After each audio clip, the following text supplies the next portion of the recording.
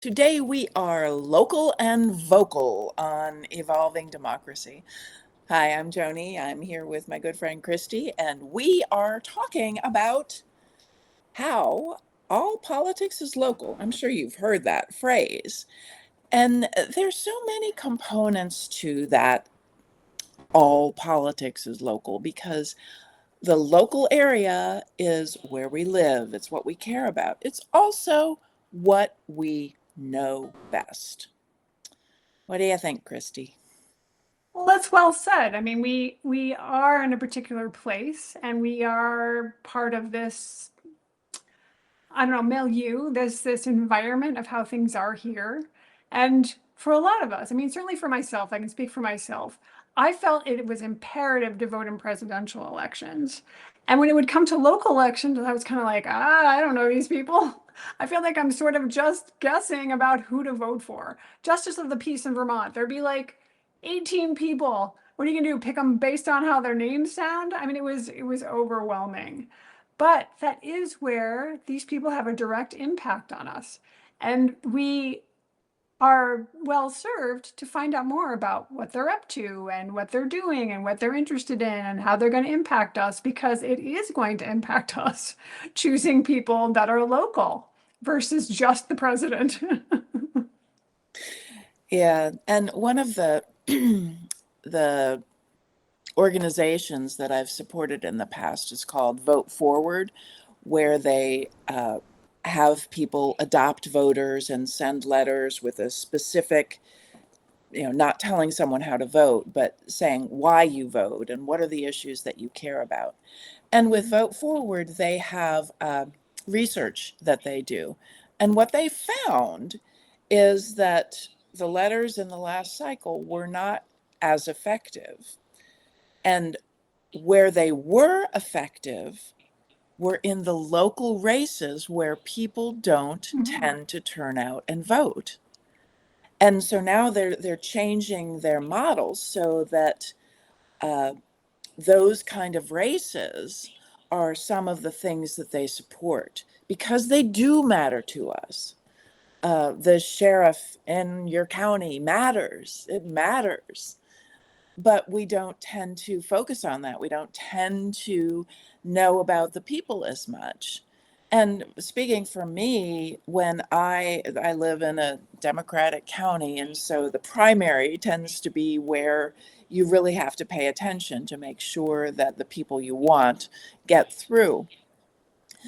And it's just before I have to vote that I pay attention, well, and do the research. Like, what does this person say? Do they have a website? Who are they supported by? And certainly some of the people supporting them makes a difference. Uh, Jamie Raskin is not my congressperson, but he is in my county. So if the person is supported by Jamie Raskin, that goes up in my opinion. But I could be doing that all along. I could be listening. I could be paying more attention to my county politics and to the people who are in the state house. And the thing you brought up about who are they supported by is such an important thing now, not just who are they endorsed by, which is the Jamie Raskin example, but who is giving them money? Mm, You know, this whole thing of APAC funding and so on is really revealing some big splits, both in politics in general, but in the Democratic Party as well. That some people are like, I'm not going to accept big corporate money. I'm going to take it from small donors. And of course, a lot of small donors are local. Again, this is the local idea of not some big conglomerated thing coming in and saying, oh, we want to take over your election, but local people going, this is what's important to me. You're the kind of candidate I want. You're the kind of candidate I want to support. And doing our research, again, and one of our listeners said, it's so much work researching people for elections, it's quite overwhelming. It can be. mm. But if we're doing it more on an ongoing basis, paying attention to how people are voting in the state legislature and stuff, it might be a little bit easier than what most of us do, waiting to the last minute and going, oh, the decision's tomorrow and I've got this. I mean, here we get like this really thick book describing candidate after candidate and so on, and it can be overwhelming. At least they put it out. And part of the reason it's thick is it's half in English and half in Spanish. But it's like so difficult until you start actually, going in and looking at it. And you can probably quickly mark some people off as like, they're not going to be our people, particularly when they're talking about things that are objectionable to you, or things are outright lies, which we have quite a bit of that here as well. Yeah. And this isn't something I've been interested in. Like Christy, I have been more interested in national politics than local politics. And yet local politics impacts me. The county board voted to get rid of the homestead tax credit. So this year, our property tax went up by a bunch because of that. Ah, And it was one of those things like I'm vaguely aware of this, but I didn't even take the time to research it. And then we got the tax bill and it's like, whoa, okay, that is more than I was expecting. yeah, the vaguely aware thing can come back to bite us in a lot of ways. I thought it might be nice to pivot a little bit. I'm reading Ben Wickler's book that came out this week. This is the plan. How to end America's meltdown and save democracy. And he talks a lot about in that book how there are certain races, local, that are so close that that's where the national impact can happen by going after those that are very tight, and that if we can find persuadable people, which is a challenge at times, but it's really important, we can make a difference in those particular districts, in those particular areas, to perhaps flip things on a larger scale.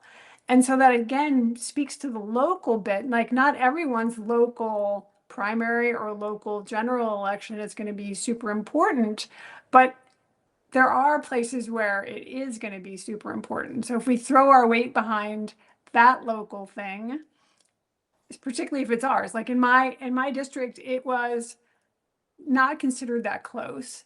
And now the Democratic candidate is ahead. So, like this could be a seat that gets flipped, from a MAGA Republican to a very progressive Democrat. And putting the emphasis on that local thing, it's really, really important to see if we can, get that shift, get those maps changed, and get things so that it's no longer so dominated by a minority, really, because the way it's been so rigged and gerrymandered and so on, there's just really a clear inequity in how things are set up.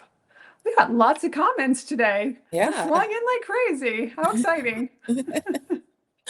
Well, and with I think back to it was the early 2000s.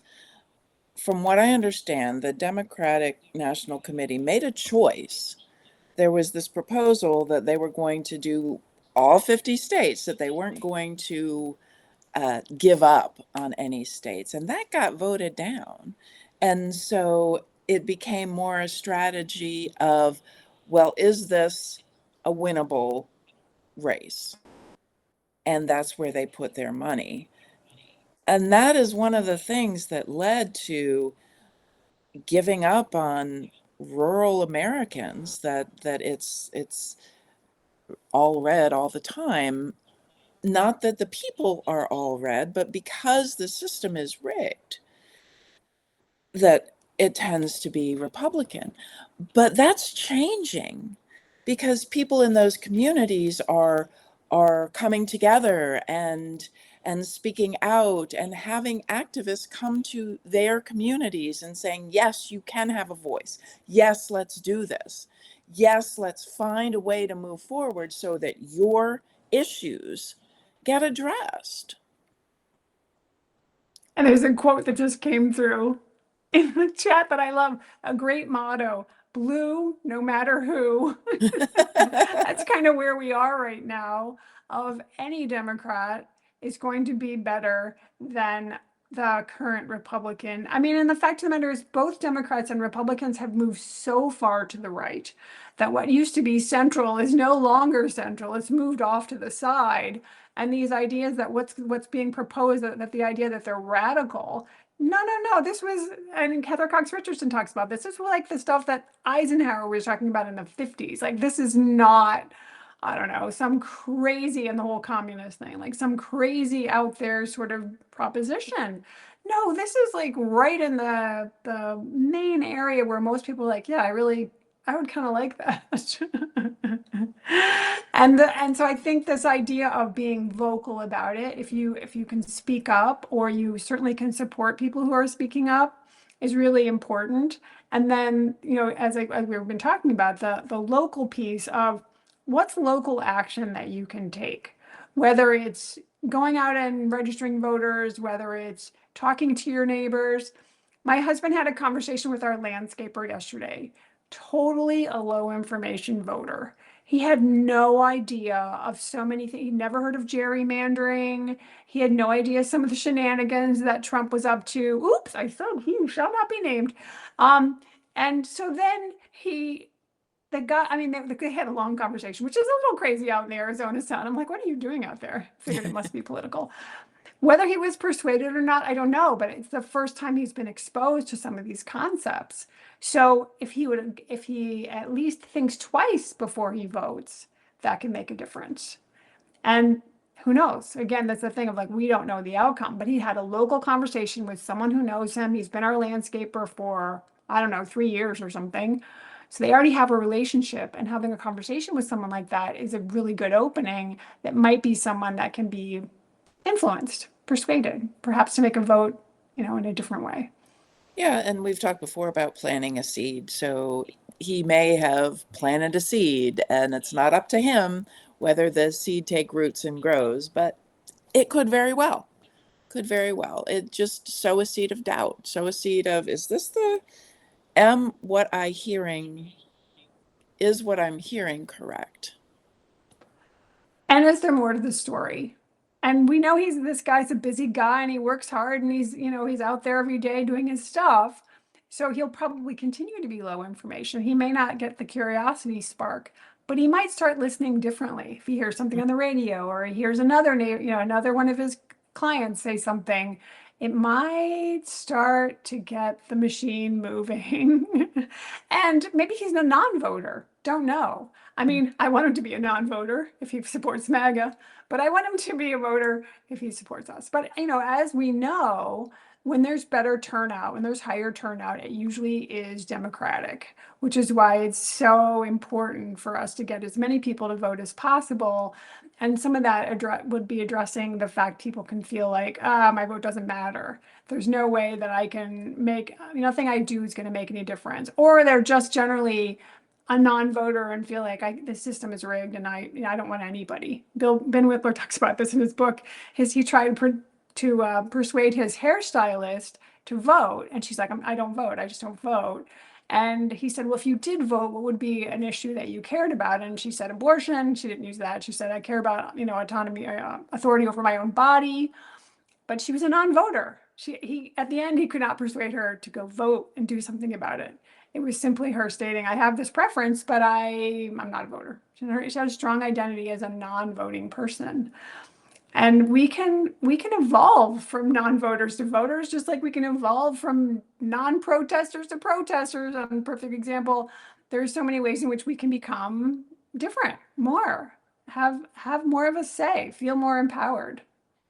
So, and a comment from my husband mentioning that our landscapers from the Hispanic community, and that many people he knows, quote, don't know who to vote for, which really is, shocking in a way. That how could you not tell? But if people are feeding you false information, how do you start to discern what's legitimate? Oh, that sounds really good. Like, our MAGA guy is really good at selling lies. He's really good at it. He's very slick. How do you know when he's lying? And he's Hispanic. So you might be like, oh, he's my guy. But the good news is the Democrat running against him is also Hispanic. So it's not going to be, oh, they're from my community. It's going to be, well, how do I know what's better for me? Well, and sometimes it's easier to do things online too. And what we're talking about is more face to face, more community building, more seeing what is in your community, where you live, what's local, and making the connection. It's also easier online to create division, to create animosity, because there's this veil. You could have a username that doesn't say who you are, and so you can be as big of a creep as you want. I had to go I was through a thinking list of words disruptor. before I found I was like, something that was disruptor. acceptable.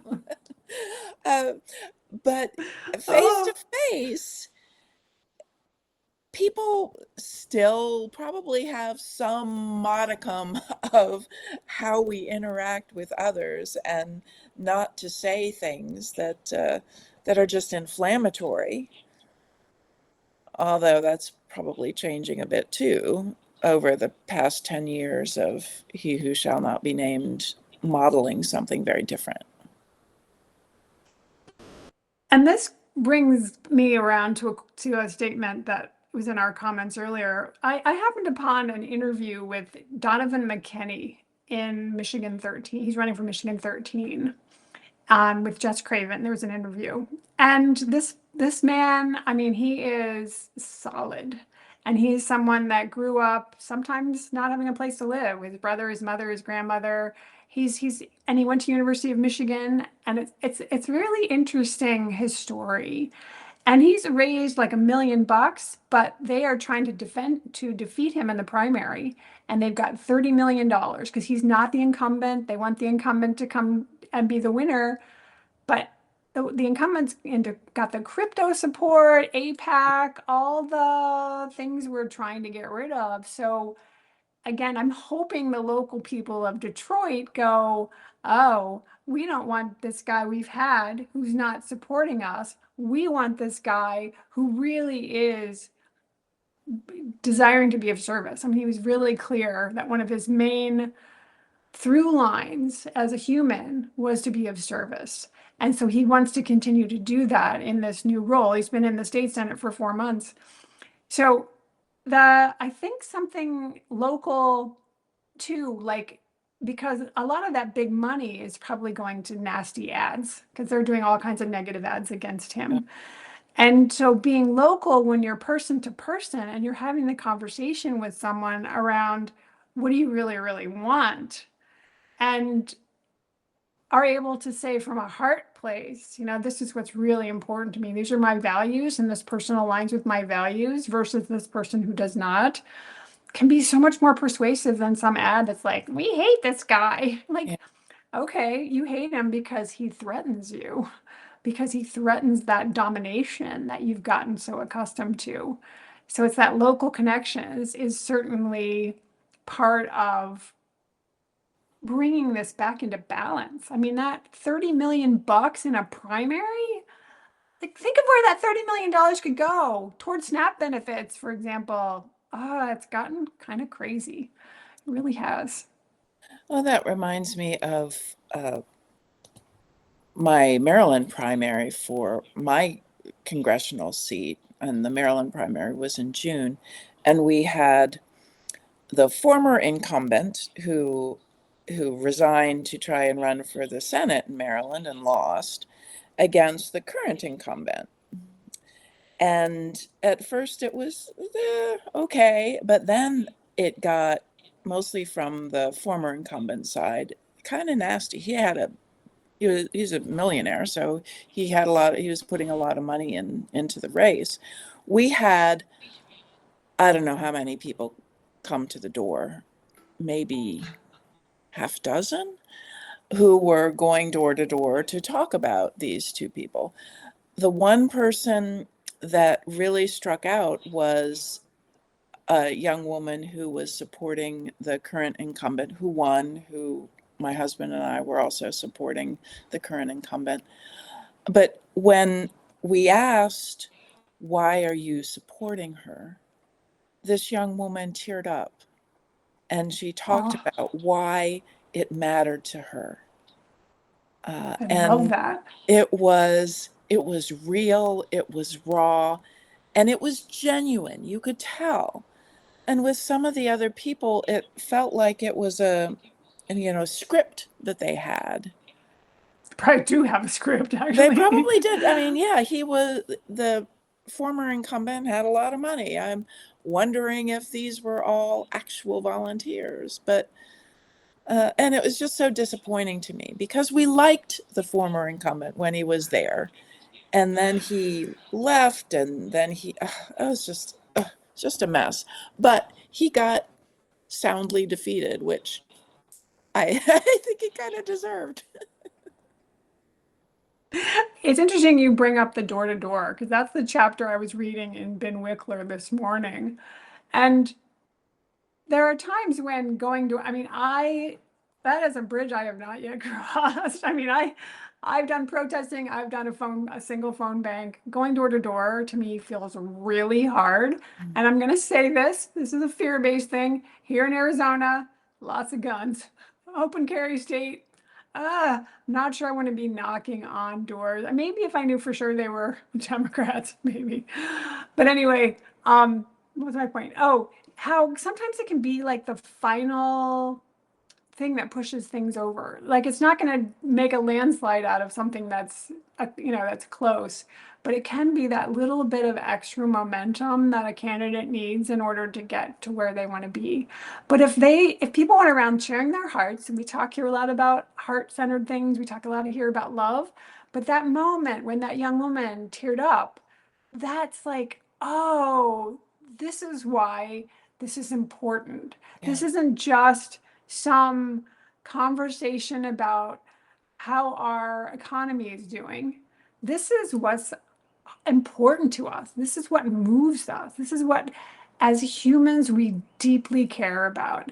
You have those kind of conversations at the door, very different than just the who you plan to vote for Mm. conversations, which we had many of last year. Which reminds me, going around just one more statement, voting early helps Democrats. It really does. So anyone listening to this, please, please, please vote as soon as possible because then you get out the vote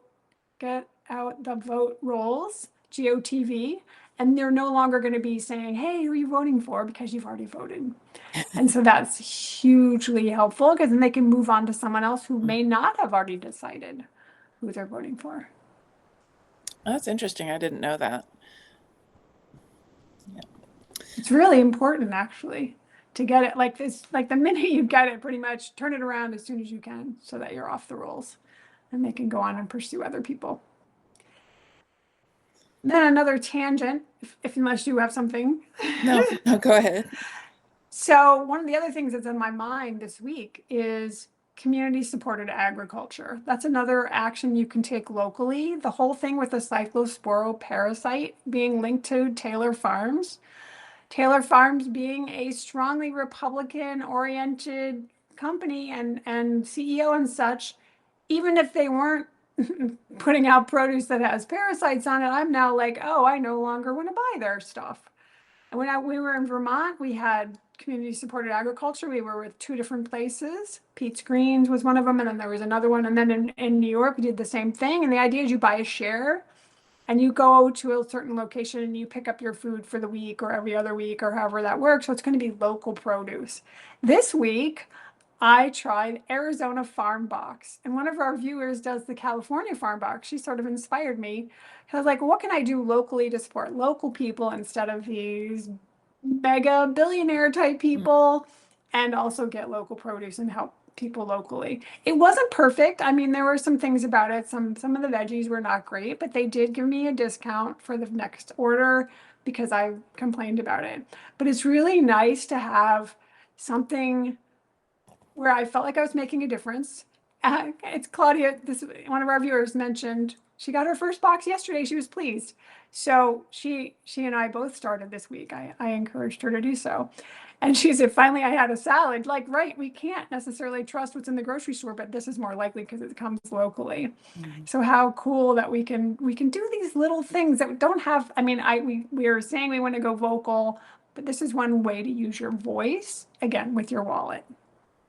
Well, and there's on Black Friday, there's often a buy local campaign. So, especially if you have minority-owned small businesses, women-owned small businesses, you want to support your neighbors. I think that is kind of a universal thing. It's so much nicer if you know the money is going to someone someone that you know is in your neighborhood, someone you know is whose children goes to the same school. That there are so many ways that we can, just with research, find local people, businesses that we can support, so that we are really building this sense of community. Which, yes, it's great to have an online community. I will not knock this. Christy and I have never met in person yet, but we will someday. But having a local community where you can have those face-to-face conversations like Christy's husband did, where you can support each other in ways that you might not even know the needs. And providing that support brings you together. This morning I saw, this kind of an off the wall example, but I saw of a church in North Carolina where it's politically diverse. You have strong MAGA supporters, strong liberal Democrats in the same pews, but they banded together to buy up medical debt. Mm. And so there was this sense of, yes, we are doing something good. That it was, I think, over 1,500 families who they were able to help. And that, it just feels good. And the more we can get that sense of feeling good, that dopamine rush, that sense of love, that we care for each other, that as that sense of love grows, then the things that we support will grow too, because we are all about love. We are all about caring for each other. We are all about seeing that the least of these can survive and thrive. And this brings me to the we the people, because we the people become empowered when we support local things instead of the mega corporations, instead of the private equity, instead of the corporate greediness. Imagine the small farmer who's like, oh, I can do this farm box thing and not get absorbed by some big corporation. How amazing is that to know you're part of that? Like this is us sort of banding together in a diverse, dispersed network in a way of saying, what can we do here? What can we do here? What can we do here? What can we do here? Versus, oh no, they're just gonna roll right over us and we have no recourse. Like we're screwed. We're it's over. No, we're not doomed.